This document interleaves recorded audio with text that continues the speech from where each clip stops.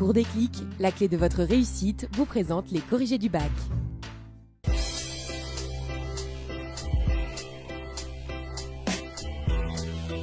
Bonjour et bienvenue dans l'émission qui vous dévoile vos chances de réussite au bac grâce aux corrigés vidéo.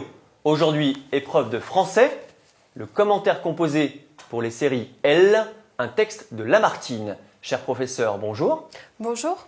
Alors, ce texte de Lamartine, d'abord une introduction. Alors, l'introduction, il fallait voir déjà qu'au XIXe siècle, il y avait Alphonse de Lamartine, Victor Hugo, qui représente un des premiers romantismes. C'est aussi le lyrisme, l'attrait pour l'exotisme qui vont émerger progressivement. Le goût du voyage, l'attrait que peut constituer l'ailleurs sont le point de départ d'une inspiration poétique toute neuve au XIXe siècle, dont Lamartine se veut l'un des instigateurs.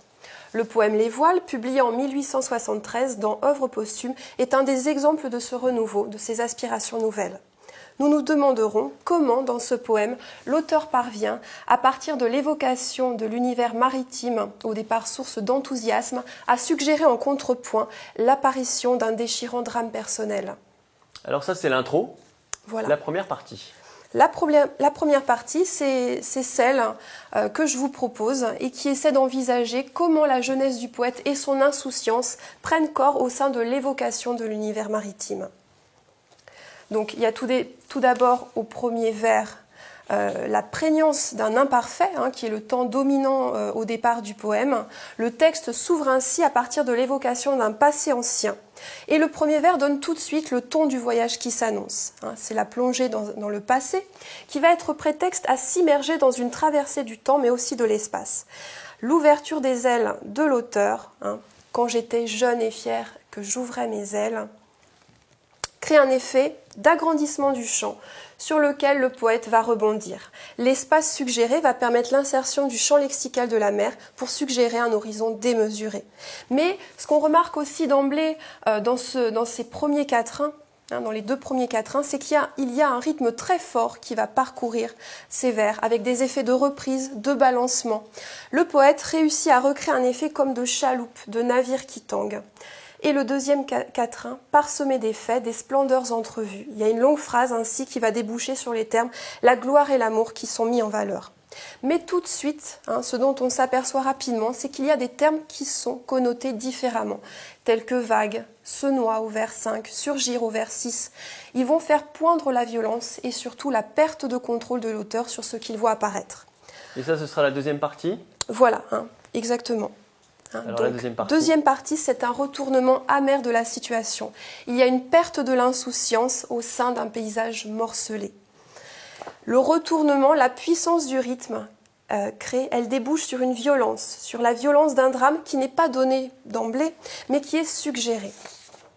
Alors, on s'en aperçoit aussi avec la rupture temporelle au vers 12, l'apparition du passé composé. Il va permettre de donner une image de l'amertume à laquelle le poète est confronté très vite. On ressent le passage du temps et l'arrivée de la maturité. Enfin, le passé simple signe la fin de ce voyage, qui, comme une coque de bateau qui se brise. Il y a une image de foudre aussi au vers 19 qui connote la violence de la fin du parcours. Les rimes entre funeste et céleste sont antithétiques mais abondent dans le sens de la fin et de la mort. Il y a l'expression aussi « chant de mort » qui laisse entrevoir la pulvérisation des ailes de l'auteur. Il y a un poète meurtri qui se fait l'écho d'une réflexion beaucoup plus amère.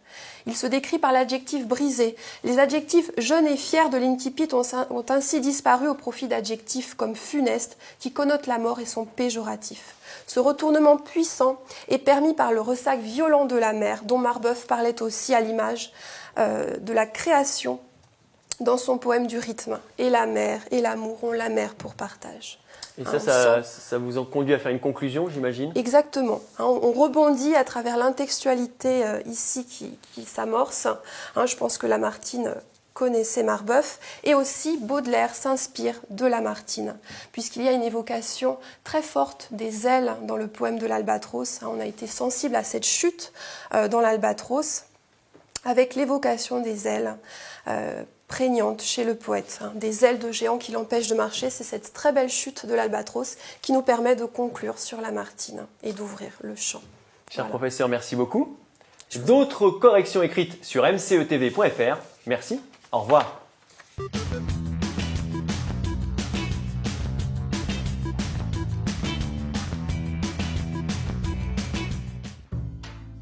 Cours des clics, la clé de votre réussite vous a présenté les corrigés du bac.